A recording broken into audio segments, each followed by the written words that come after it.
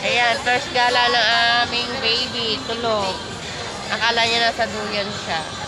First gala. Ayan. Mamaya naman, pag uwi namin to, gising naman siya. Kawawa na naman ako.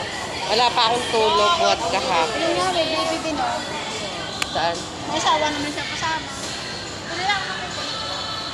Papi.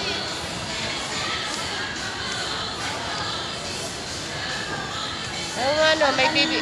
Doon may ano doon, no, may baby, may ano yung, ha? Nakatakot ka pa. May ubo ako. Siguro ko. Malalinan ako. Naku, face mask lang ako, babe. Okay lang yan, hindi naman ako naka-Christmas naman ako.